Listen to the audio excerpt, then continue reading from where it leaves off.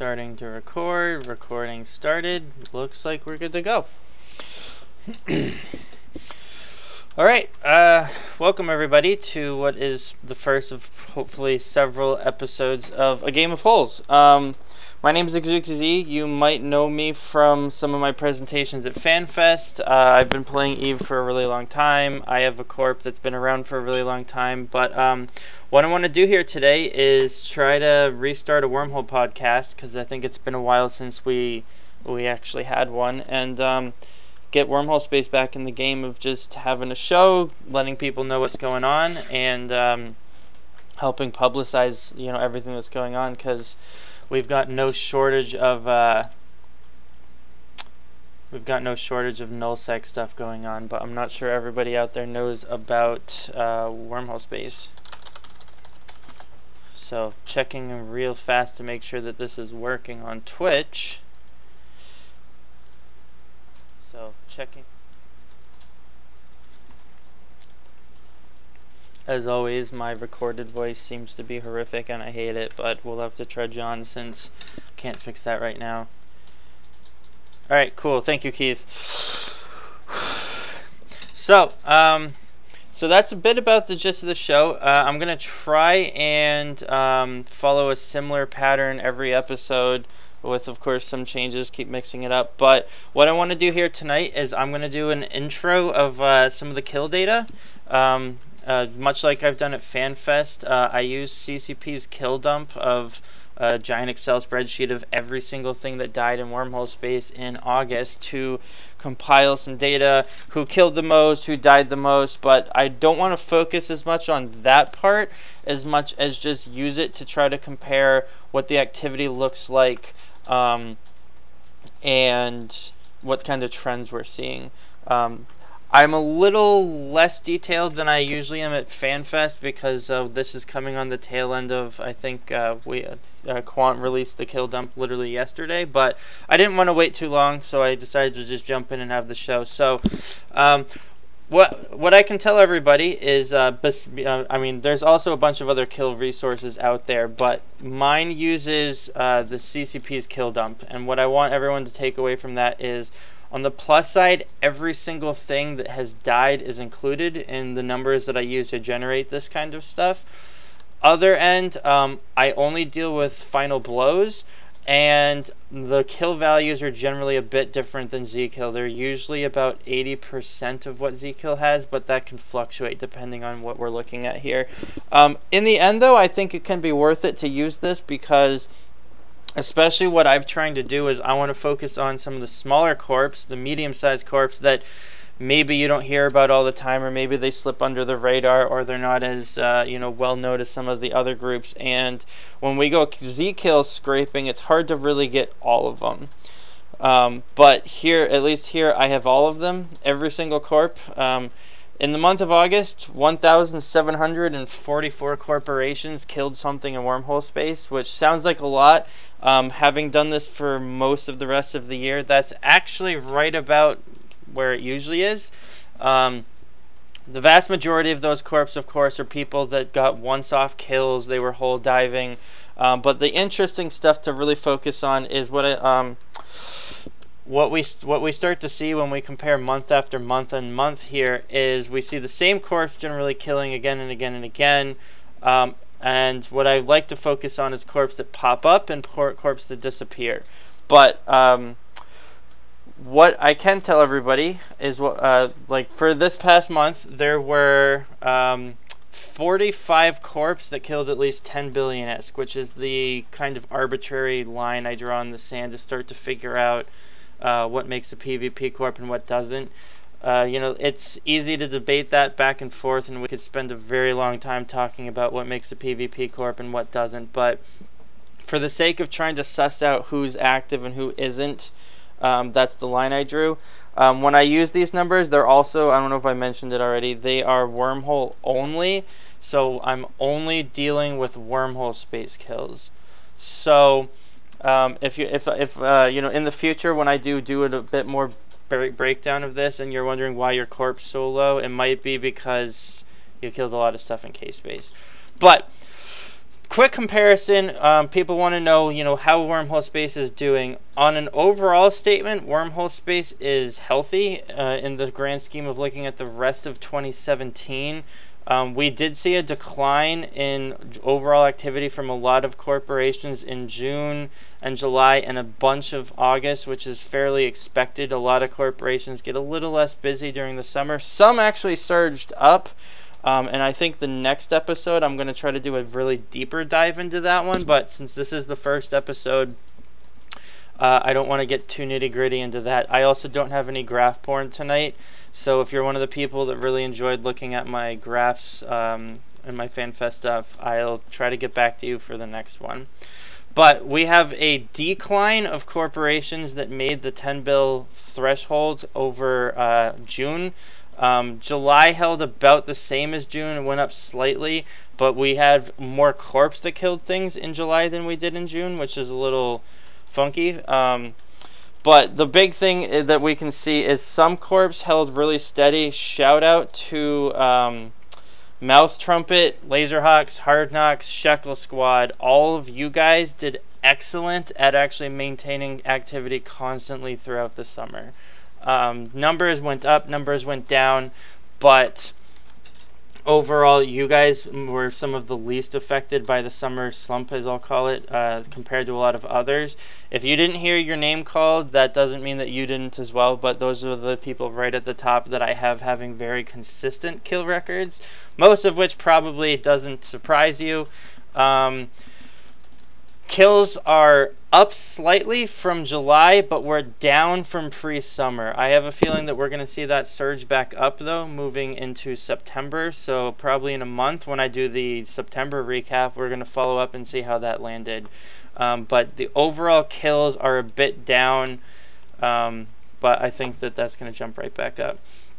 So just some quick trends on, I guess, hindsight, just a little bit of me rambling. I promise next episode I'll do a much deeper dive and I'll have some charts and we'll really get into some of that stuff, but a bit to keep some of you hopefully happy. So what I'm going to move into next here is talking about some of the notable Wormhole events that happened in August. I'm sure there's a lot, and I'd love to get out there and talk about a lot. So if you're watching and you know that stuff happened, especially moving forward, I would love it if people want to let me know what your corps have been up to. And I'd love to get a list of stuff that we can go out and talk about. For tonight, we're going to specifically be talking about the invasion of Visioning's home system. I'm saying invasion because they are still there. And the Mouth Trumpet eviction of Jaded. So to join, I don't know if he's ready just yet. Let's see if Tiny's ready to go.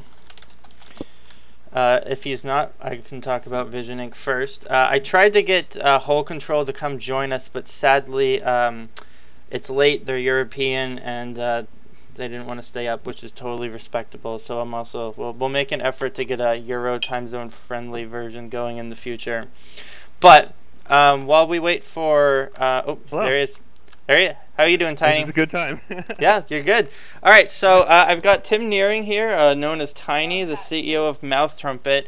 And he's going to just talk to us about the Jaded eviction. So I know that you wrote a really great AAR and posted it to Reddit.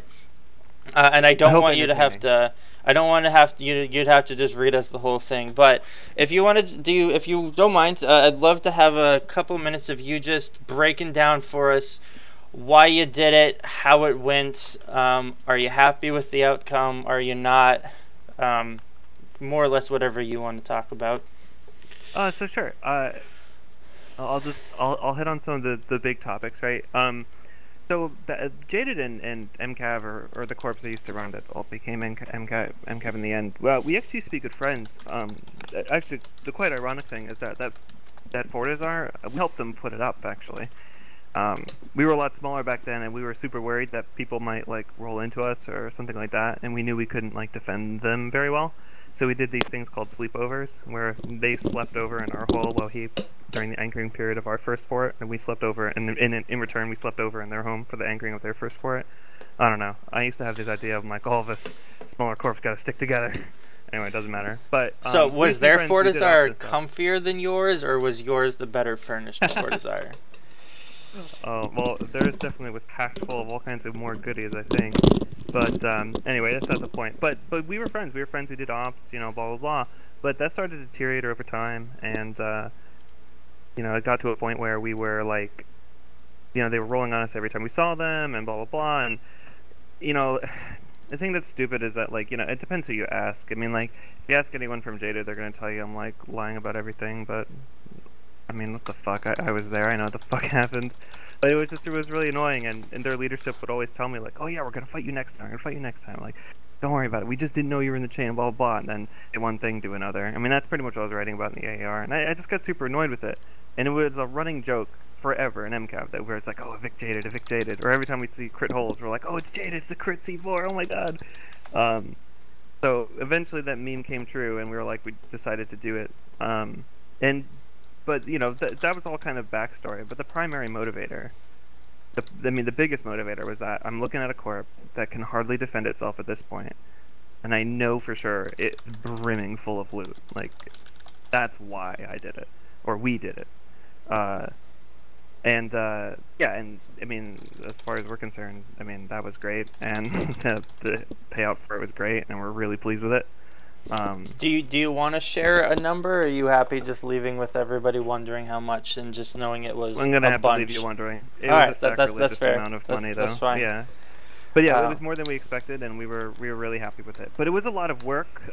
We almost lost the eviction, to be honest with you. There was plenty of people that were trying to get in, and they were trying to, like, yell at them to get hold control and blah blah blah. And you know, I went to work that whole week. I didn't, like, no life it, and I was relying on, like, you know, my corp to deal with it. And it was tough because, like, you know, that eviction lasted 8 days. It was like, you know, for an AFK corp, it took 8 days to evict them.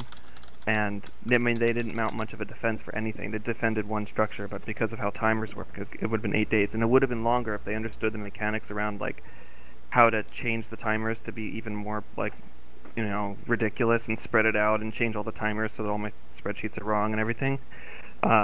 I think that says a lot about Citadel mechanics, to be honest, because, I mean, like, seriously, 24/7 hull control for 8 days straight. I don't know anyone who's, like, really had to do that before.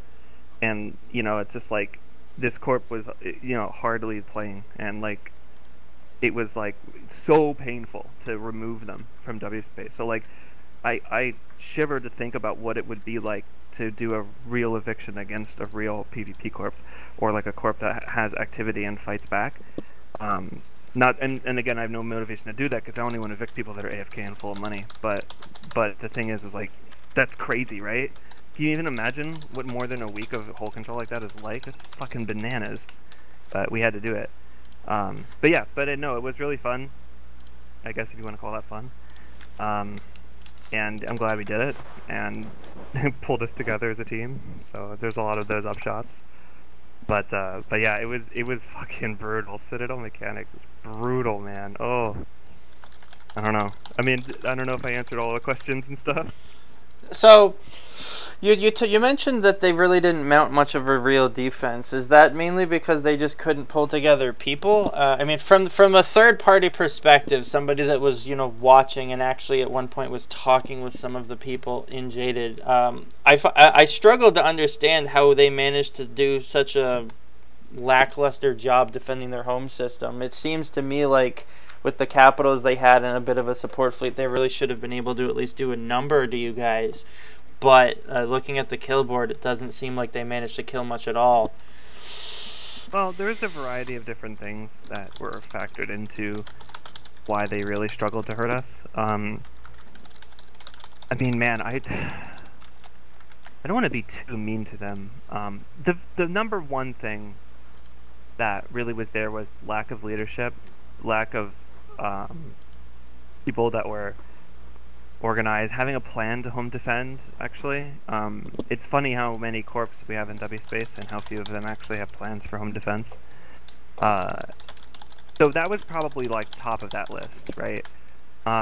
They didn't think critically about what it would look like if what does it look like when I'm getting evicted? Like, what does the end look like? And I don't think they had any concept of what that really looks like.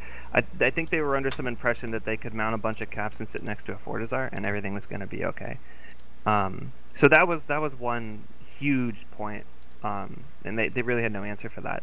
And the second thing was that they talked themselves out of most opportunities. We were extraordinarily weak during a lot of the eviction, and we tried to Sun Tzu it and bluff at them, and it worked a lot of the time. During the time the whole control was lost, basically a bluff was able to push them away from the wormhole. I was at work. I mean, I wasn't even there for that part. But yeah, so, you know, like, there was a great moment in some of our spy recordings. I don't think I released it, but something that I was supposed to go bubble a C2 during an early part of the eviction, during the first, like, 2 hours of the eviction. And they saw it, and we were listening to them talk about this orca that I warped to a C2, and I was putting up bubbles. But I'm an idiot, and, like, I forgot about it, because I'm flying, like, 5 characters, and I totally forget. And, like, they were just talking themselves out of it. They're like, oh, it's surrounded by 50 Stratioses. Oh, it's totally bait. Ha ha ha, it's bait, it's bait, it's bait.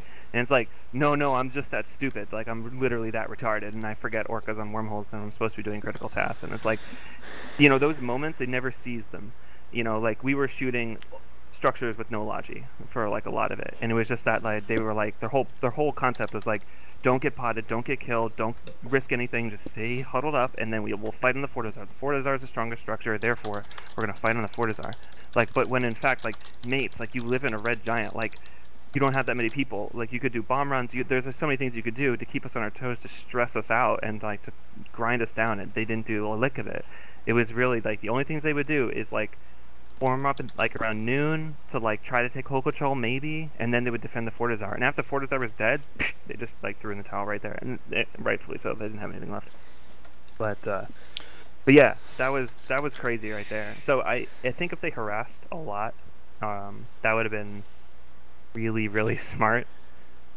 Because, you know, we do have to sleep. We're not robots. Would you say that ultimately it doesn't seem like they actually even tried that hard? It sounds to me like it's a combination of a bit of they probably didn't know how to even respond, and what little they might have known they didn't really even try to capitalize. Did they try much at all to get a way in, or did they kind of just let you guys keep pole control and then die? I guess.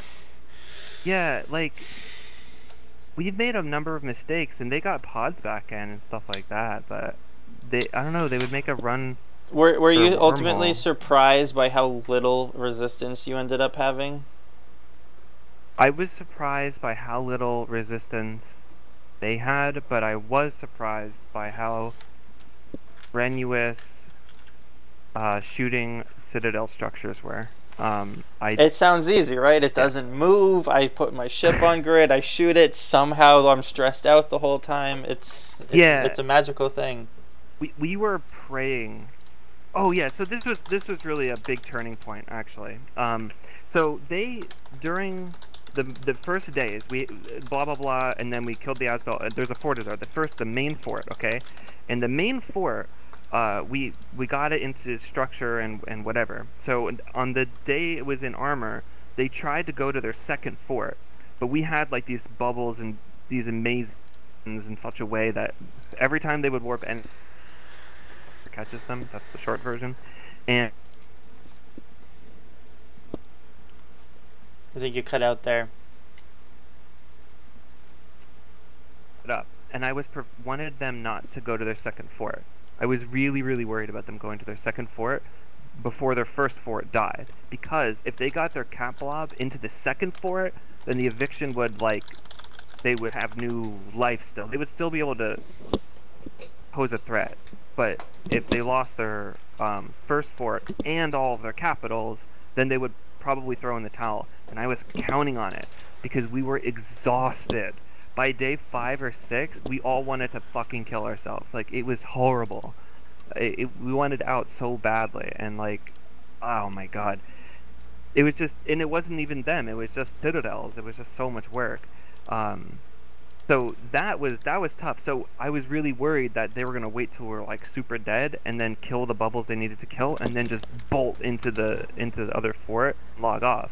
and that way they would still have their caps and still be able to wait, you know, draw it out longer, try to get help in, blah blah blah blah blah. Like we already had close calls where that was happening, and thank God they didn't. Like they didn't on the last day when it was in structure, they didn't even try, and they didn't even try to make a run for it. I don't understand why, and we were able to just at that point, you know, kill the Foedus. But I was still super worried because even in that position where they're stuck in their fort, we're on the citadel, ready to kill it, like everything's in position. The citadel's in, you know, 3% structure. We still can fuck this up because they could all fit cloaks. They could make 6 different safes, sit tethered, and warp off the 6 different safes and cloak, and then wait for later, and then, you know, try to log in and then just pile into the other fort. Like, you know, because the tethering, it makes you that safe, right?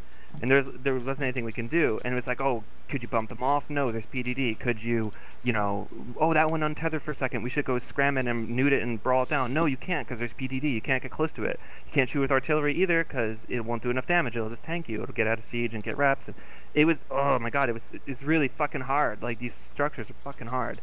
So, like, I was really worried about that. But fortunately, we were able to hold them down and blah, blah, blah, blah, blah, blah, blah. Stupid shit. So they didn't get off that grid. But if they did, I was worried about it. I was really worried. Or even still, like another trick, you could just log off in the fort. Like, it's in 1% structure. Log off in the fort. And then you ship your in stays there. And even we can bubble trap it, whatever. But if you log on when we're kind of in skeleton crew, you'll just kill the bubble and warp away. And, like, we won't have enough to hold down a cap blob, right? There's, like, see how there's, like, 1,000 fucking ways you get out of this? I don't know, it's ridiculous. And that's what they did with a lot of loot. They packed a Charon full of loot and logged it off. It's still in there if anyone wants to go wait on it. But yeah, but they logged it off in the fort. Like, there's 0 things you could do about that. I shouldn't tell all of W Space this, eh? Well, I mean, if you haven't been sitting there, it's possible it's moved already, unless you're very confident that it hasn't. I don't know. Oh, no, I don't don't give 2 fucks about it. We got enough stuff. I mean, we'll probably see it die in high sec soon anyway, right? Like, isn't that the norm with Wormhole Corps these days? They lost an Occator. They lost an Occator that way. So, that's funny. Since all of Wormhole space is trembling from you now, what would be your advice on how to not get evicted by Mouth Trumpet? Oh my god, I'm not here to like dish out threats. I know. I'm working up. I guess I've worked up a good hate club. You know, honestly, if you don't have one, you're not doing it right. I think what's really important is that think very critically about defending your home from the people that might evict you. Like, I can count the people that have a shot at evicting MCAV, and then plus a Voltron of 1,000 people. And think very, I mean, like, for a lot of people that are in corps that you know, we've all heard of, you literally can count on your hands the corps that could come after you, that can kill you. Yeah. And think about what all those corps might do. And think about what it would look like if those corps came after. Like, what would they fly? What would they bring? What would it look like? What does it take to kill a Foedus? Like, think about it. And have stuff ready. Because I'll tell you what doesn't work. A shitload of dreads sitting at 0 on your Foedus desperately shooting at Macarials that are, like, 140 kilometers away from you. Like, it's not gonna work. But as far as my personal preference, I'm always wanting to go after corps with AFK leadership, AFK whatever, that are fucking brimming full of loot. If I'm not getting a huge payoff at the end of it, I don't fucking care. That's the only corps I want to go after. You know, like, any corps that's active and fighting and doing stuff and whatever. Even if you're like a corps I don't care for too much, that doesn't really matter that much, because it's like, you know, we were coming up with our eviction list. People are like, oh, I hate these guys, we should evict them, blah blah blah. And it's just like, you know, like, we get kills like every time they're in the chain. Like, why would you bother? Like, they're a good source of alliance money. Like, they give loot or what, I don't know. Like, stuff happens. Like, let's go evict Jaded. They don't do anything. Like, they have way more payoff. Easy. I mean, that's always my thought process. So yeah, think critically about home defense. Actually think about it. Don't just meme about it. And you know, don't be a big fucking loot pinata with no defenses. That's probably my biggest advice. It's probably solid advice too. You know, like, if you're gonna be a loot pinata, just close the core or whatever, or maybe you don't care because you're AFK. But the Jaded people sure seem to have cared. Someone cared. They all hate me. My God, the stuff they sent us and whatever. I mean, you saw some of it. They were all fucking mad as hell, and it's like, if you were this mad now, like, why weren't you this mad before? And like, built a whole defense or whatever. I don't know. It was just weird. The whole weird thing, dude. Yeah. Well, thank you very much for your insight. That was good. I hope some people enjoyed the story, and maybe someone out there is going to learn how to not be a loot pinata quite so hard. I think that's probably a good one. I'm gonna roll into talking about the Vision Inc. real fast. That one won't take quite as long, and then after that, we're gonna talk with a couple of C4 corps here who are gonna introduce themselves, and then we're gonna have a discussion on C4 space. So, yep.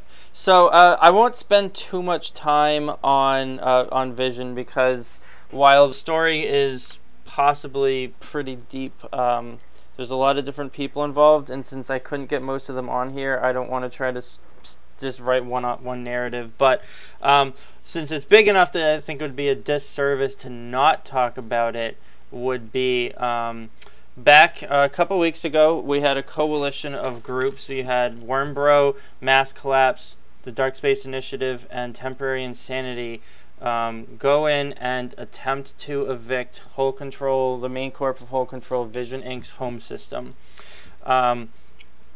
Since they live in a Wolf Riot, what you saw was a 200-plus man Serb fleet, which got memed on super hard. Probably deservedly, but that's what we opted to go in and go use. Ultimately, for a variety of a couple different reasons, the eviction had to end. Hard Knocks stepped in and basically asked several of the groups involved to not evict Vision Inc., which we generously complied with. So ultimately, so we pulled out. Vision Inc. was able to take whole control back, no pun intended, and ultimately save their stuff. But one of the things Seth specifically wanted me to actually mention was just that out of all of this, his corp is back, and they're active, and they're going to be out there killing people. So if we want to take one thing away from this, if you go poke a dead corp and they don't die, I guess you end up with an alive corp. So that'll be interesting, and I think we'll probably have them. I'm gonna try to get some people from Hull Control on in a future episode that's slightly more Euro time zone friendly. So sorry, Seth, this is super late, I know. So, rolling into, I know we're a little bit behind schedule, so anybody that's waiting around to come, I apologize for that. I want to give a couple corps a chance to introduce themselves. This will be a recurring main feature of what I want to do here on this podcast, is give a couple more corporations an opportunity to get out there and give them a spotlight and give them a chance to talk about themselves. So hopefully an audience. So if you've already heard of all of these corps, then great. If you haven't, then now you will. But we're going to start with Torin, assuming he's ready to go here, from Hateful Intent. Yeah, I'm here. Do you want to? So why don't you tell us a bit about yourself? I know you've been in Wormhole space for a little while, and then a bit about your corporation, and then after you we'll roll into Dark Skies, and when we're all done, I'd like to chat with everybody just about C4 space overall. All right. And I spelled your name wrong on my slide. Yes, you did, but it's okay. I've been playing the game for quite some time now. I've pretty much been in and out of game and in and out of Wormhole space since 2011. Really got deep into Wormhole space whenever I started playing with Wholesale, and then I pulled from Wholesale and created Hateful Intent for a third time. We focused mostly on PvP and evictions. Actually just finished an eviction not that long ago. Worked closely with Dark Skies Dojo on that as well.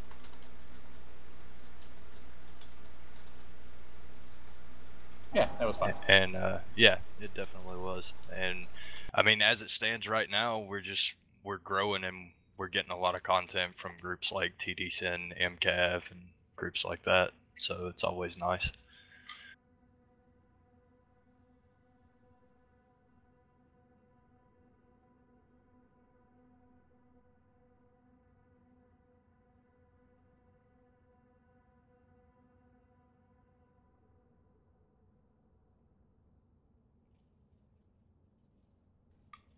By December, I expect that we'll have over 100 members in Corps, and we'll have probably another 2 evictions under our belts, because that's what we're going for right now.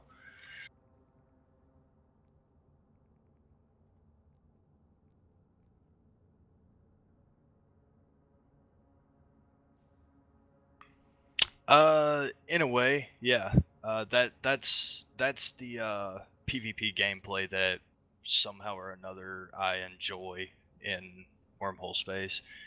As insane as that sounds, most of my members actually enjoy it a lot too.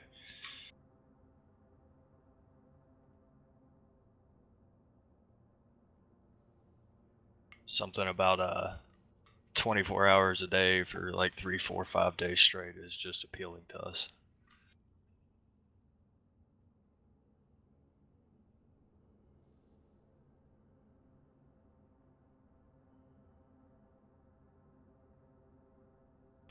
Other than currently actively recruiting and looking for more PvP pilots, no.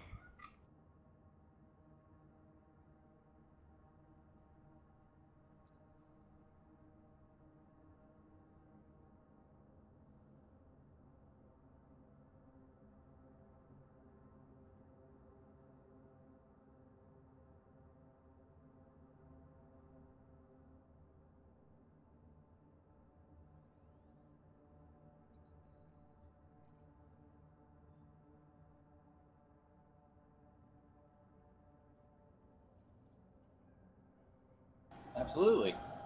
Well, I'm Mal, Malakerd, Malachode, Malaturd, depends on who's talking to me, I guess.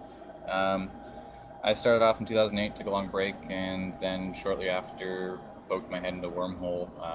I was terrible. We were terrible. We lived in a C3 pulsar with a high sec. We were used and abused a lot. And then actually, after meeting some people, we moved into C6 Cataclysmic Variable with the Last Chancers back when they were a thing and actually fought. We went up against Slicker Social Club, Kill It With Fire, everybody. It was a good time. And then things kind of got stagnant. We moved to another C6. Didn't like that. I actually left. Didn't like the direction they're going with their Poco Empire. So I went back to my C3 Pulsar. Shortly after that, we went back to a C5. We got evicted by Laserhawks, and I kind of branched off from that group, and we went into C4 space, and we've been there for 2 years now. We live in a C4 Wolf Rayet with a C3 and C4 static. I originally planned on moving in there because I could run the sites minimally, and we've kind of outgrown that by the effects. So the sites don't last long, and they didn't provide what they need. But which is nice. That's another thing we like about C4 space when we moved is less politics by large groups and easy statics.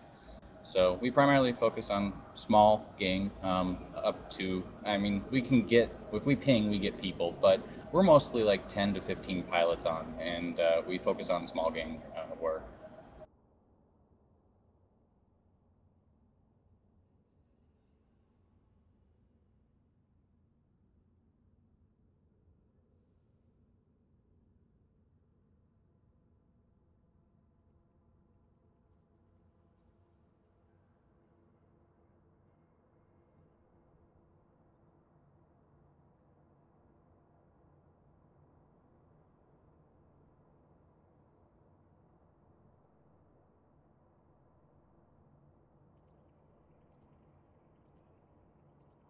Can anyone hear? Can anyone hear Zuki?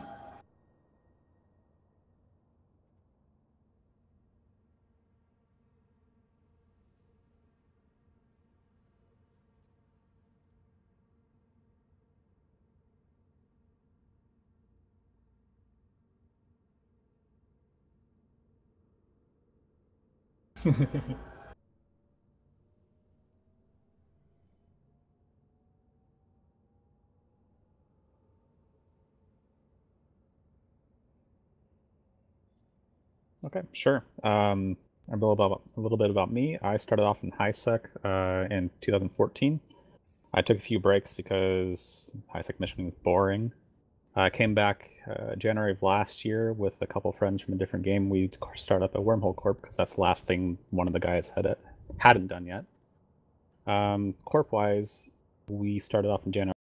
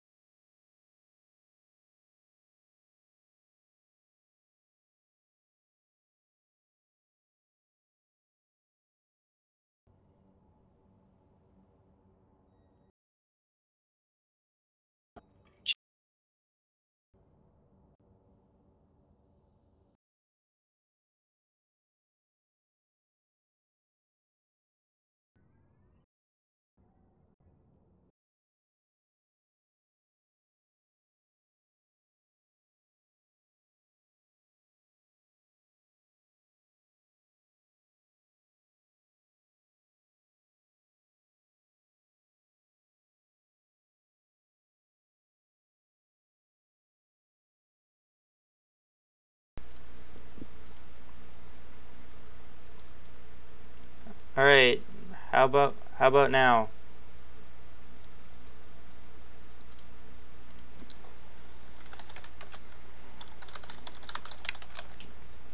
All right. Yep, we good? We're good? Yeah. Should I start over? I think unfortunately I muted you about 2/3 through what you just said. Okay. I'll start off with the Corp thing then. So we started off in January 2016, 4 of us. Eventually we grew and went. Someone just said start over, but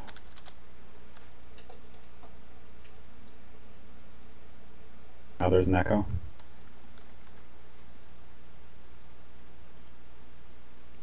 Try now. Okay. I think All right, you're so good. we started off in January 2016 with 4 guys. We grew slowly, did a lot of cloaky ganking, kind of similar to what Wingspan did.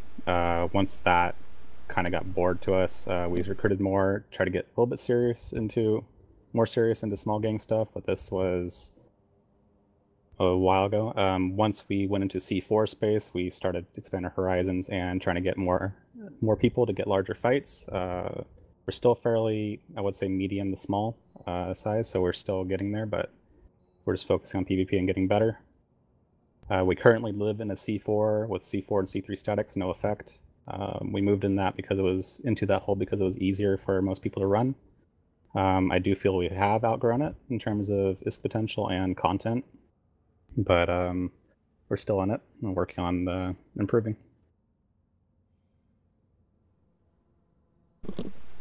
Great. So, yeah, is everybody good with what they've given off for a description of yourselves and your corps then? If so, I'm going to roll into... I want to have a discussion about C4 space. I don't live in C4 space. I have not for 5 years. But...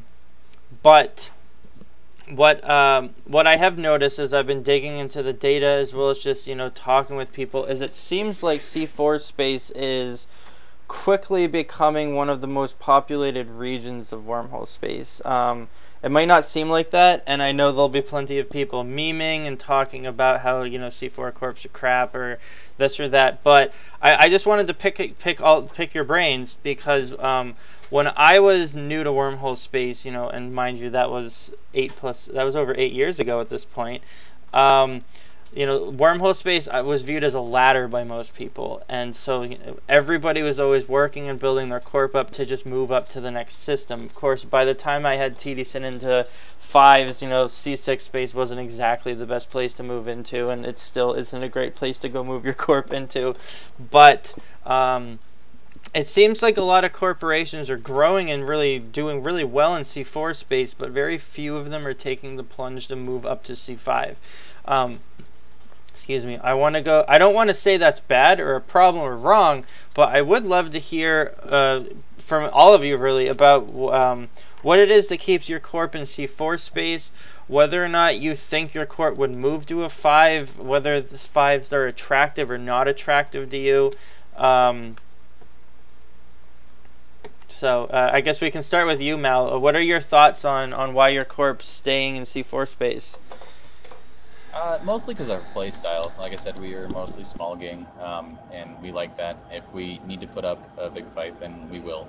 But our play style is mostly smaller gang, and I generally like the politics out of C4 space. It seems almost friendlier to the community and the people who live in it that we connect to, because it's never been shit talking and there's, I mean, of course it happens every once in a while, but it's usually Russian and I don't understand it. So but I generally like C4 space because of the routes, the dual statics, and basically the community is it's a different beast when you move up into C5 and C6 space. And I did live in them, and I got tired of it. Also, escalations don't appeal to me anymore.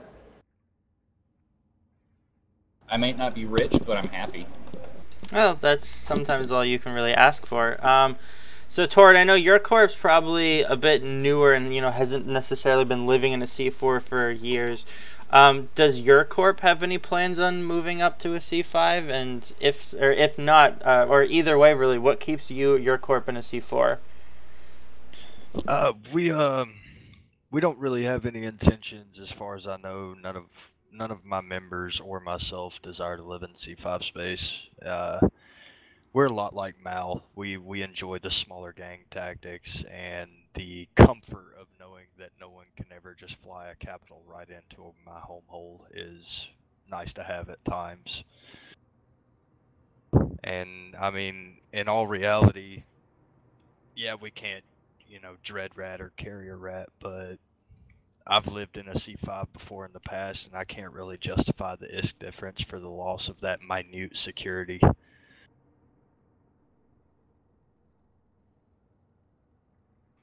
And the biggest part of it is, like I said, it really boils down to our playstyle. We enjoy the smaller gang stuff. We don't really enjoy the capital fights. A lot of my guys came from nullsec because they were sick of that kind of stuff.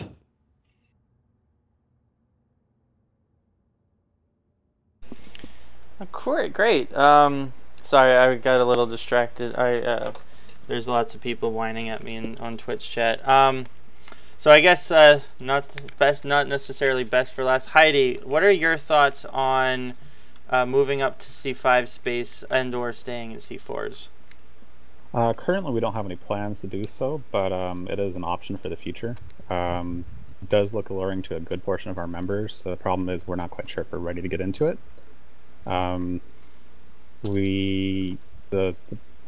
We have currently a lot of, I want to say, C5 refugees, ones that were in C5 groups before, and some of them came to us saying they didn't really want that in life, but we also got a lot of people that are pushing for it. We've settled in C4 just because it was relatively easy. Originally, directors hadn't really done much leading for wormholes before, so going to C5 space or anything above C4s with the current status we have felt a little too hard, I guess is the best way to put it. Now it doesn't seem so bad, but that was the original mindset of originally settling into C4. Content-wise, I feel like it's a little lacking depending on who you're fighting. Some groups will run, well, actually, lately a couple groups have been running, but I can't say too much about them and their mindset. Yeah, that's pretty much all I got for C4s and all that.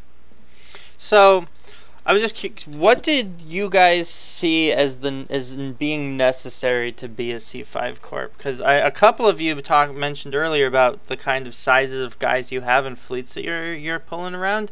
And from my perspective, and I'll admit up front, I'm biased. I'm in a C5 corp. I'm in one of the larger C5 corps, and you moving to a C5 means I get to shoot you more often. Trying to step around that bias, it sounds to me like most of your corporations are of a size that could live in a C5. Do you believe yourselves to be too small? Maybe you don't think you've got your pilots have quite the skill points. For wrong, I think it's a combination of both. Originally, when we settled in C4, we were kind of under that, like, I know that kind of ghost story of Hard Knocks or Laserhawks will evict you all the time type thing. Not that they won't, but at the same time, everyone hears that story, and when you're starting off and you know nothing, you do get a little scared about that. But I think it's a combination for my corp, at least, for skill points and numbers. Active numbers, sorry. What are your thoughts, Malatoran?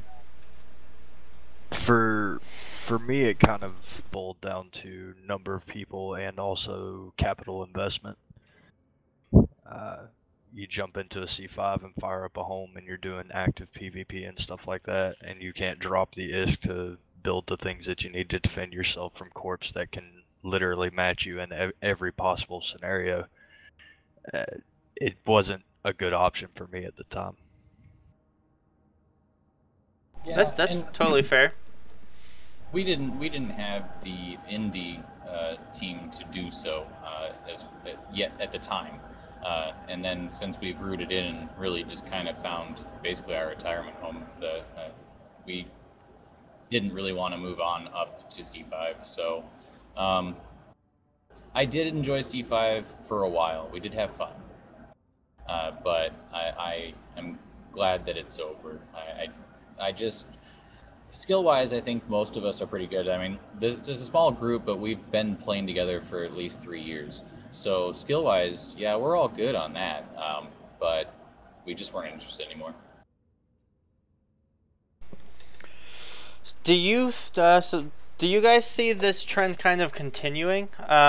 I don't have the answer here. I'm just purely theory crafting, but I'm just wondering, what do you guys see happening in the future of Wormhole space? Do you think we're going to see a continuation of C4 space growing and growing and becoming kind of the place to be for a lot of Wormhole corporations? I can tell you that from just purely killboard scraping, we have more corps living in C4s kind of joining onto the ranks of corps that are out there blowing stuff up much quicker than we do anywhere else, at least from what I can see. Do you guys see that continuing? And what do you think that's going to do to the whole EVE ecosystem, or Wormhole ecosystem? Well, as far as it continuing, I don't think it's going to burst upwards, but I do think that the ones with the highly sought after statics are going to be fulfilled. They're going to be taken. You'll see a lot of switching of hands in the lesser desirables. But I think the surge is more in low-class wormholes that connect to Empire's space. I've been seeing an influx in that, and there are a lot of other groups moving into wormhole space that are either part of Null or have been part of Null. So, I don't know. I do, but I don't see it really bursting the C4. I see it pretty much sustaining the kind of the way it is, unless we see an influx of lower class movement where people move into wormholes more. I don't see a lot of people moving up. Just between the time I started Hateful Intent this time and the time I tried to start it back in 2015, there's a massive difference in presence of corporations in C4 space. And I mean, from my point of view, being a C4 corporation, it's actually been really good. Most of those corps are active. Most of those corps are PvP corps. A lot of the big players that used to be in C4 wormhole space have moved themselves over to C5. So I kind of see it as the ecosystem of wormhole space in general just all growing, because you got your larger groups that are moving out of C4 space. It's opening it up for smaller groups like my group to jump in and grow.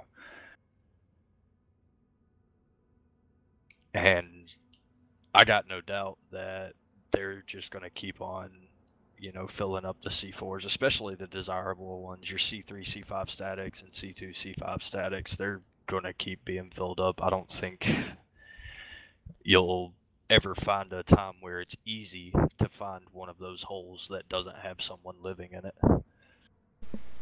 I think that's interesting because being fairly unique in that it has two different wormhole statics. C4 space is is special because you've got those systems that I think people might truly fight over purely because they want those statics. You know, up in C5 space, there's both empty C5s, and I think, you know, if there's so many out there that if you want one with a very specific static, you can either find an empty one or probably one that's barely being used. But what I'm hearing, and I suspect it to be the case, if not now, probably not too far out in the future, do you think you're going to see people fighting just to get a spot in some of these more ideal C4s? They're doing it now. Yeah, there's been some groups trying to evict some of the AFK crab corpse and C4s. I don't know if that's going to be a common thing, but I've seen it a couple times. I've seen it quite a bit, and I agree. It's the AFKers that really get knocked down. And some people cry, "Oh, eviction, eviction." Well, if you're not Don't be here, AFK. then whatever. There's no difference. Yeah, AFKers and blue ballers. The ones that, you know, it's understandable to jump into a wormhole and, you know, they outnumber you or they obviously outclass you, so you dock up, you blue ball them. Okay, that's fine.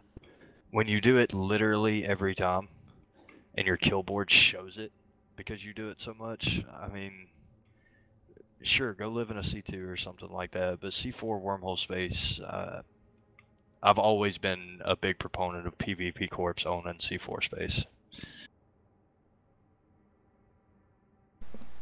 All right, great. Anything else any of you guys want to talk about on that topic?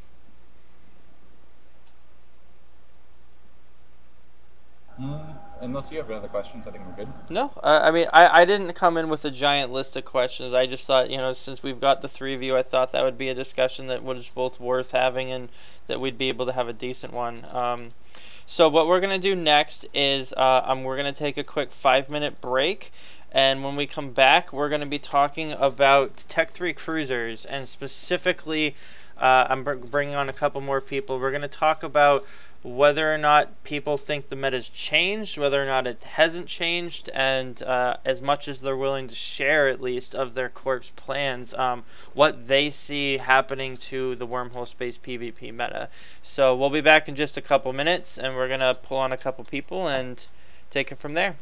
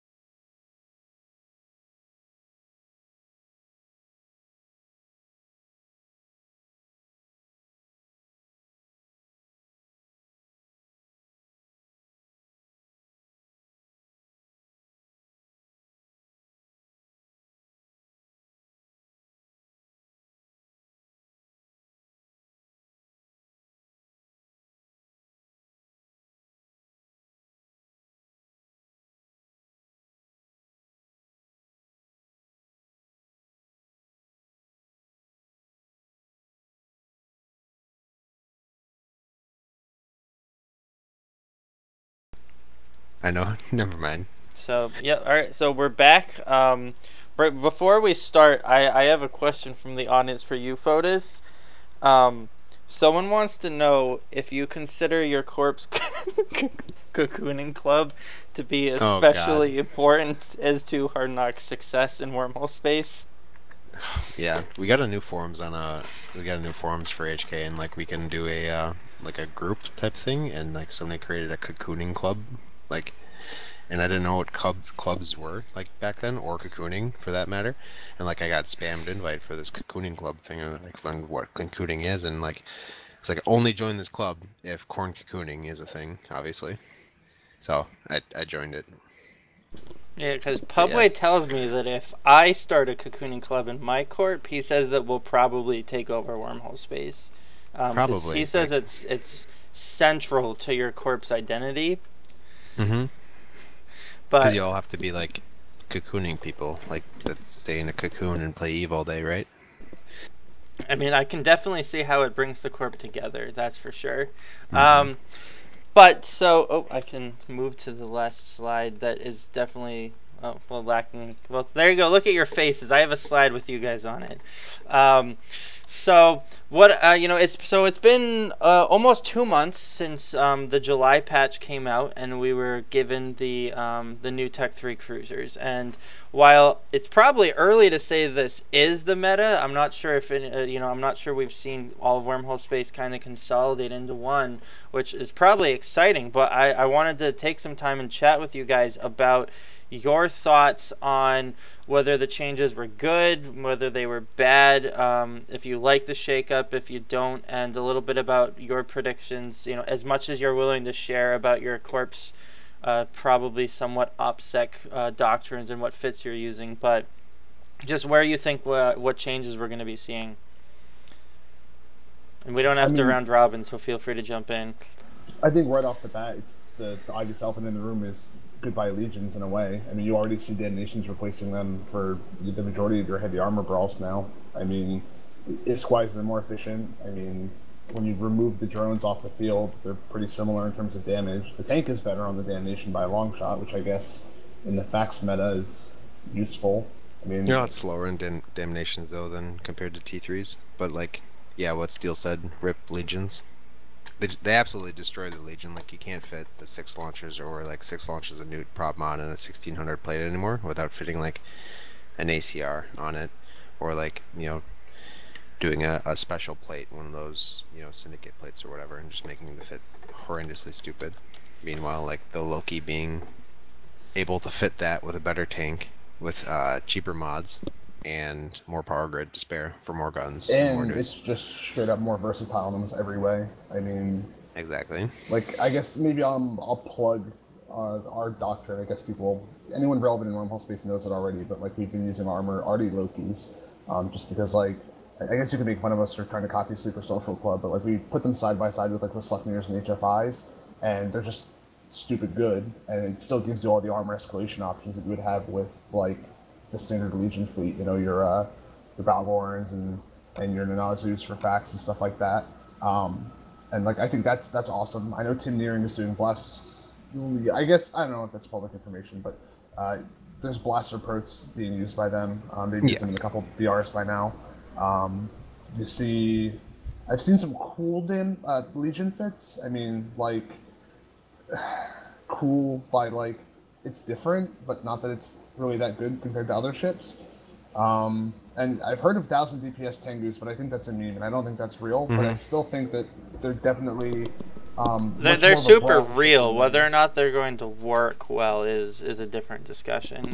Yeah, the Tengu's still a real thing. Like, it just loses a lot of tank, and you have to fly it with slaves now. Is what the Tengu is, like the ECM Jam Tengu. But like, I know Exo like TD Sin flies like the Scorpions, which is pretty good doctrine, like MJD Scorpions, which is really good ECM doctrine. But that's like one thing HK specifically had a like problem with. Like, what the hell do we do to replace the Tengu? Like, do we get Binsting that much? And just like go with a almost even less tanked Tengu, like for jams, or like what do we do? I feel like that's one of the things where, like, when we were working on our RT3 fits, like the Loki shined really good because like you lose jams, and jams are like super pivotal to a group our size beating Logi chains. I mean, they were just. We used to you could bring 4 to 5 jam goos, and just literally when you fought, you could just jam out their entire chain and just work on them, DPS race them. But you can't really do that anymore now because jam goos kind of bad, unless you do like you said, the high grade slaves and all that jazz. And I know ExookIZ, your group, worked around that in a peculiarly interesting way, which sadly, sorry, our Lokis counter that. I think you learned that one time. Oh man, I was totally unready for that. It's just, I don't know, like I feel like the fight in a way got pushed more towards alpha and a lot less towards like, hey, let's coordinate really hardcore. And I guess it's, in a way, I'm kind of sad to see that because like I don't think the game needs more alpha fight, like alpha blapping. But then if you're like alpha versus alpha, right, you need to have, like, in order for alpha to work in a heavy armor brawl like that, you need to be able to have the application A and B enough ships to actually alpha it. So like that alpha doctrine, like the alpha Lokis, like you guys fly, aren't gonna work for like a 15-man gang of heavy armor like what C4s usually have, 15 to 20 man. Like you need like a 30-man fleet to actually two-shot heavy like heavy armor T3, any T3, pick them. Well, see, the thing is, like, you're saying that we're going after T3s, but like at the same point, like, why not just kill the Guardians first? You're gonna get them to 80k, 90k EHP for most reasonably fit. So, like, the thing about the Lokis is they're not really meant to be fun to fight, and like I hate to say that because we're supposed to be the group all about fun fights and stuff. But like, if we're not gonna be able to bring Jam Goose to break Guardian chains, why not just delete Guardians? It's really unfair and cheesy, and I mean they're low mass, so it's kind of like. You have the armor aspect to it, and you have the alpha. You don't have the mass of a Machariel, but you don't have the alpha of a Machariel. But their range is stupid. Their tracking is obscene. Their tank is pretty decent. Their mass is low. We have a guy who kind of made a meme picture about it, Immelman. He literally calls them like little Macs, like Mac Juniors, because it's like a Machariel, but it's just shrunk down and scaled down a little bit.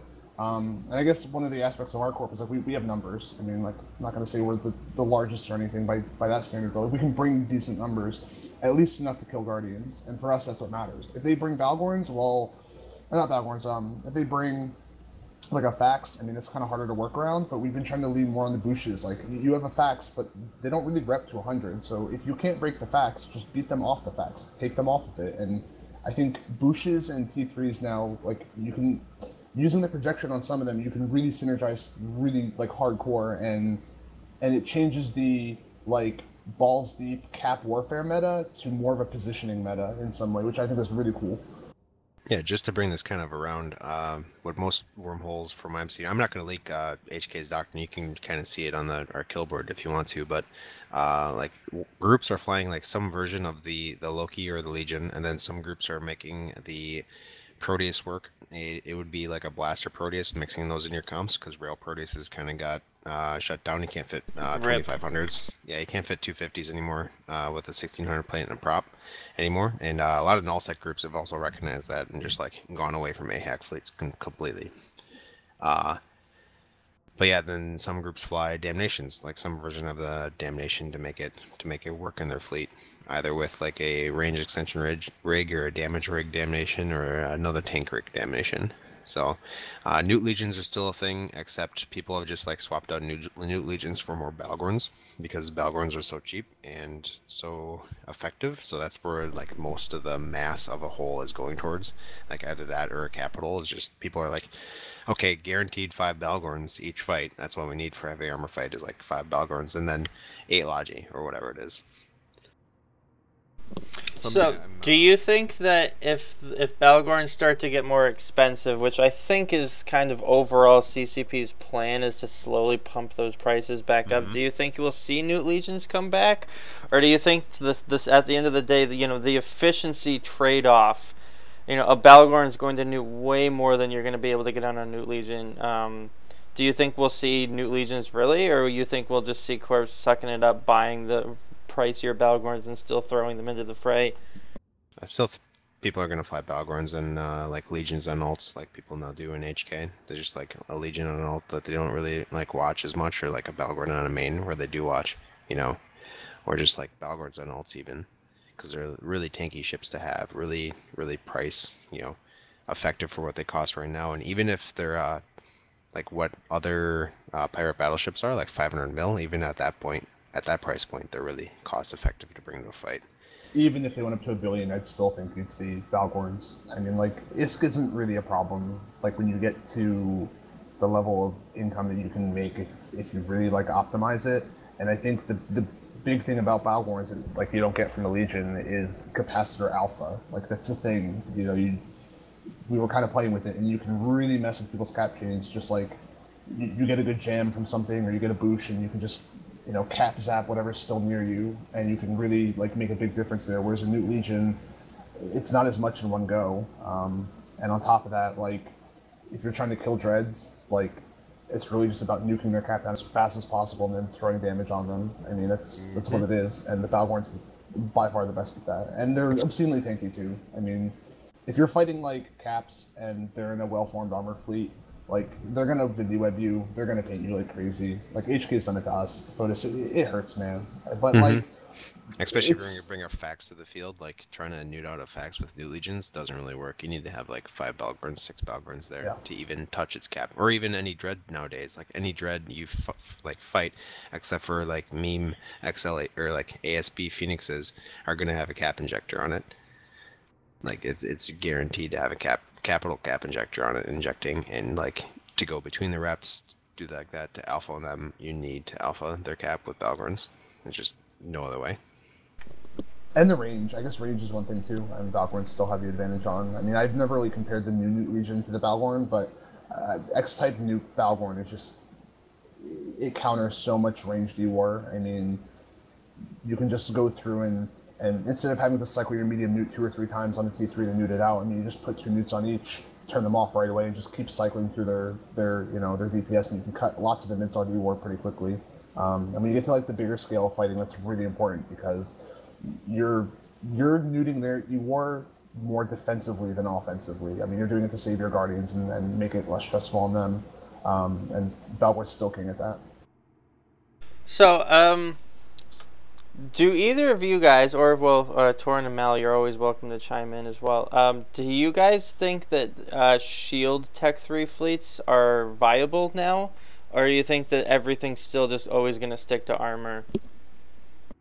The Tengu got, which was like the central point of a Shield Tech 3 fleet, Tengu got kind of destroyed as far as fitting goes. So like the Ham Loki or HML Loki is now like the king instead of a HML Tengu, or Ham Tengu, for that matter. But I haven't messed with fits at all. But I know like Nullsec uses like or like Nullsec roaming groups like Volta, people like that, and PL use the RD Loki like that for ganks mostly. Yeah, the Loki is still a viable shield ship. The Tengu, like Foedus said, it kind of got shit all over. Well, but you can run multiple different weapon systems with the Loki and still keep it shield or armor. I'm guessing is what Steel was saying. They use armor. Yeah, we actually use Tengus in Wolf Raid. As silly as it seems, shield in an armor hold, but because it tanked so much before, we used them. Well, they tank less now, but they do an entirely more amount of damage with rapid lights, to the tune of like 1400 not overheated. So we just use more of them. I mean, I think overall that's a common theme that we saw kind of across the Tech 3s is more or less all of them lost they've lost fittings and they lost tank. But depending on how you're fitting them, most of them are also capable of getting higher DPS than we were before. I don't know if that's good or bad yet. I guess, we'll continue to keep seeing. But one thing I can say that I just love is just how right now we still have there's so many people that all still have different ideas of what their corp wants to be using. I think it's, we're going to move towards the same couple ships like we saw before. But right now we're still seeing Ham Lokis, Artie Lokis. I mean, we still use Legions. Whether or not that'll last, I don't know. There's still Tengus out there. I guess Tiny looks like he just got back onto TeamSpeak. Maybe he can tell us about Proteuses, because I think we leaked his fleet. Complicated business. Sorry. Did I warn the Vendetta and he got away, Tiny? No, he did not. Is there a dead Vendetta now? We got a lot of kills. I think one of those max was like 2 bill. It was great. Yeah. Nice. We like fighting our war decks. It's very enjoyable. I see. You meant Vendetta Mercenary. Yeah. No. I think I misled people into thinking you meant like the ship Vendetta. No. Which I was like, oh wow, I didn't realize Mouth Trumpet hunts supers now, but all the power to you. I was like, isn't that HK's role right there to hunt supers? I mean, yeah, right. Yeah, totally, dude. I mean, he's out trying to bag a Vendetta. What are you doing, Foedus? And came back. Yeah. I thought that was my job. So you want me to talk about Proteuses? I'd love to hear what made you guys want to run Proteuses. I think you guys are the only ones rolling with like an actual fleet of Proteuses. And I don't want to say too much because like I don't really want to say why. Is it because your corp can't use the other ones? It's because they do like 1100 DPS. That's why. Best ship in the game. I can explain. So. I think it's more bathed in meta, so I'll just come out and say it because I don't think anyone will listen to me anyway. I'm really sure that the armor brawls of W space, as the world wants them to go back to, or whatever delusional 2012 is in your head, don't exist, and I think that people need to think about T3s differently. So. God, how do I like say this in a short amount of time? So, okay, right when the T3 changes came out, we were doing exactly what like everyone was gonna do, like the meta, damnations, blah blah blah, like the whole bit. And I was sitting there looking at like our votes and things about like, oh, what do you skilled have for? Like, here's the fleet, like what can you fly? And I was just so bored by it. And the thing is that. And I just looked at it, and it just looked ineffective because, like, the reason why we need heavy armor, the real reason we need it, is because we've catched something that needs a lot of DPS and a lot of newts on it, and that's it. That's really the extent of the complexity. You see, all this stuff about like you need capless guns, you need RC bows, you need this, you need that, all these things. That is such higher concepts in big fleet fights. That's like. The whole control versus HK fleet. That's what that fight is, right? That's when that stuff matters. But when you see these half-baked armor fleets, chicken shit that's just like some guy in a dread, or you catch a dread rat, none of that matters, and it's way too complicated. You have to set up an RC chain. You got to set up. There's so much shit. It's so much crap, and it's too complex. In reality, you need them tackled. You need dudes. You need DPS, and the way you get the most of that is Proteuses, Balgorns, Guardians, and that's it. Cut all the complexity out of it. And I don't know, it's just that's the thinking behind all of it. So to say that our heavy armor fleet is Proteuses is just dead wrong. It's not it.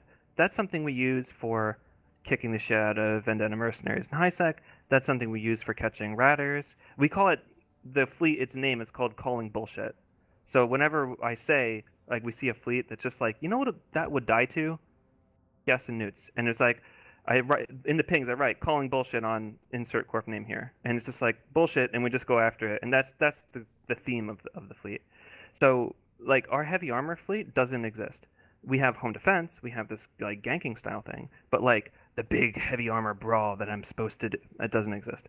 Like we have ships that we can fight heavy armor with against whatever, but I just don't think it's worth spending per member 800 mil per damnation, blah blah blah blah blah. It's too much shit. Their fights are too few and far between. I just don't see the reasoning for it. So that's the reasoning for the Proteuses, right? So I don't know who I was fighting, but yeah, every time you see it, that's the concept. I like it. Yeah, I don't know. I mean, because like what happens when people were talking about God, now everyone's gonna copy your fucking pros. What happens? Don't worry, nobody listens to you, Tiny. Yeah, right. What happens when you see these fleets or whatever? I don't know how to say. When you use Proteuses, argument you get every single time is you're gonna get neutered out, you're gonna get neutered out, you're gonna get neutered out over and over and over and over again. I'm so fucking sick of hearing that. It's just like, yeah, except when you don't, except when they don't have newts, except when it doesn't matter, except when it's like a half-baked armor fleet and they have one Balgorn and it doesn't matter, and you can just neutralize the Balgorn or do something you gotta do to the Balgorn and then it doesn't fucking matter anyways. So like, I don't know, like, it's a need that my alliance needs, and it's not a need that someone else's alliance needs necessarily. So I think copying that brawling meta where you have to have capitalist guns, RC plus whatever is pretty foolish unless you need it. Unless that's the kind of fight you get all the time. And I don't get them often. And the last time we had one, we used Macarios. We just flew different fleet. We flew the Ardiction fleet. We flew HK the just fleet. does that with like what you're doing, Tiny. HK just does that with Sleipnirs. Like we fit newts under Sleipnirs and autocannons. Like if we need newts, like and DPS, Sleipnirs. Yeah, I mean, I don't fly Sleipnirs, but sure, yeah, that sounds about right. Yeah, it's same concept. I'd argue like damnations as well. Like if you really need that and you don't want a T3, just I mean, You I can guess extract as easy like in a damnation versus a Proteus. Like I know armor Proteus, yeah, but like or even in a Sleipnir, like damnations are just so slow, and trying to FC damnations is just okay. You're gonna sit in this one spot for a very long time, and you're gonna move very slowly, so you can't switch targets at all. Well, the good thing about the Proteus is the decrease in fitting room on it kind of forced you to where if you're getting 1100 DPS out of your Prote, that means you have an 800 mil plate on it. Like you're going to be able to move fairly well, which is a huge bonus over damnations, for example. Hell, even Sleipnirs, except for the fact that you don't get the alpha, but you get 1100 DPS. So Yeah, I mean, And- I just like them for that, and that's why I use them. So I know there's like a lot of confusion about like what is that all about, but it's just Tim, are you Damage positive units. there's not a correlation between it being Galente and using high slot blasters? Hey, And yeah, we actually Enyos? call them the Enyos. That yeah, people love calling them the big brother I remember Enyos. I remember the Enyos. We ran into that just a few days ago with you guys. Oh really? Yeah, you came into a frig hole mid-eviction.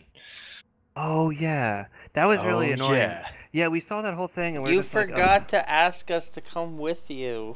I don't like talking to anybody. I just go with Enyos. It's fine. Yeah, I think every you time I were bat there. phone Tim, I blue ball him. Like I invite him to content, but nothing happens, so I kind of just feel really bad every time. So I just stop bat phoning him. Just bring purifiers; they'll all dock up. They'll run away. It's easy. Yeah. So one of the big points that we argued really big on the T3 focus group was the skill point loss. Do you guys care at all that Tech 3 cruisers you lose skill points when they blow up? Is that hindering or stopping any of you guys from using them for whatever you It's wanted not- to use them for? It's not stopping us or anything. No, it's not. The thing is, it's like, I criticize it. I can't believe it's still in the game. I thought that'd be the first thing they got rid of. But, like...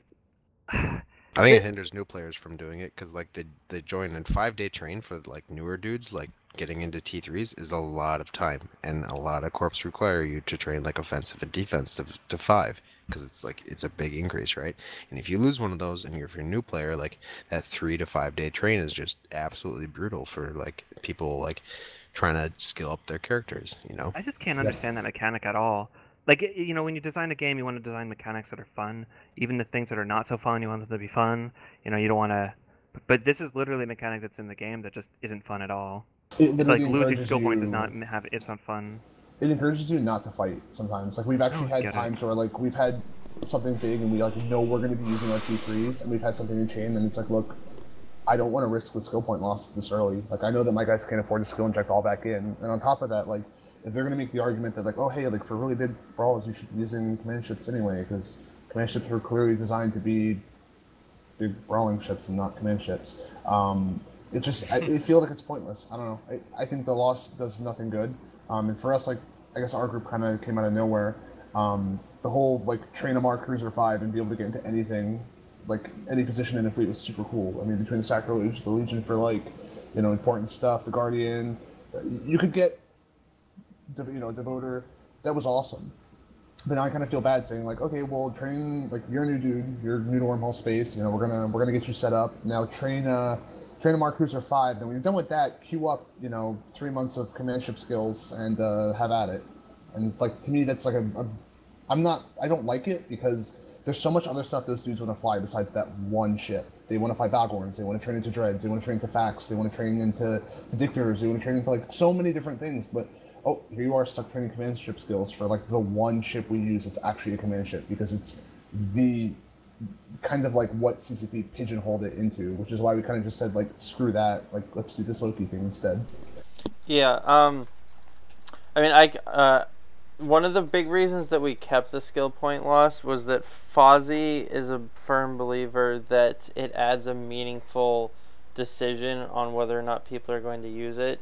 I'm glad to hear that for the most part nobody's really paying a ton of attention to it, besides noting that they think it's really annoying, because you know, this is not the first time we've had such a promise from Fozzie, but what he satiated, for the most part, the majority of the focus group was all asking for them to get rid of it, and they said we'll revisit it, you know, down the line if we think it's not having a meaningful use. But I think the problem is that.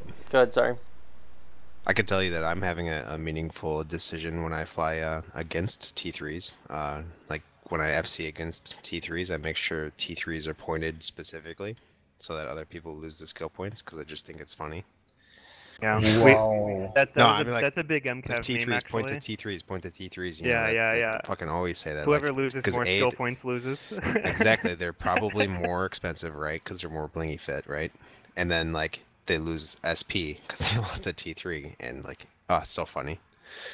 Well, yeah. Beautiful.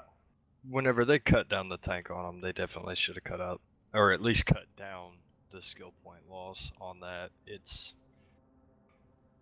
It was one thing back in the day whenever you could have a Proteus with a 200k tank and battleship DPS, but you can't really do that anymore. What are your thoughts on the core subsystems? Do you guys keep those trained up quite as high as you used to? I know one of the other kind of nice and big changes that we brought on with the rebalance was that all of your CPU and power grid is built in as a bonus on the subsystem rather than a like you get this much power grid per level. Does that though cause you guys to deprioritize caring about the core subsystem skills? Everything all 5 all the time. Guess I'm pretty pretentious. I just train them all 5 all the time on both my characters. It's just standard for me. Depends on the role. If it's a Newt Legion, yeah, please have your core to 5 because it's a big difference. And then on our Loki fits, it really doesn't matter too much. I mean, like 4 is fine for us. It's a quick enough train that like we're not gonna cry. Okay. Well, I think that's my list of questions. Do you guys have any other big things you want to chat about, or any highlights you think are worth discussing about Tech 3s? Can we talk about the leading C4 space? Oh. No. I'm not convinced. Right after he had the C4s on. I'm not convinced that that'll be a productive conversation. I'll see if I can get a CCP dev to join us sometime, and we can ask him and see what their thoughts on deleting C4 spaces. How about that, Steel? Isn't it referred to as a middle class space? That's what I heard. I mean, we've always referred to it as low class. Anything below C5, C6, low class. Well, I mean, Keskora is not here to argue her main point there, so I'm sure in the future we'll have Keskora on here, and she can. I'll make sure to give her a soapbox to come and talk about why C4 needs to be considered its own classification of wormhole space. They're in the middle. It's low class.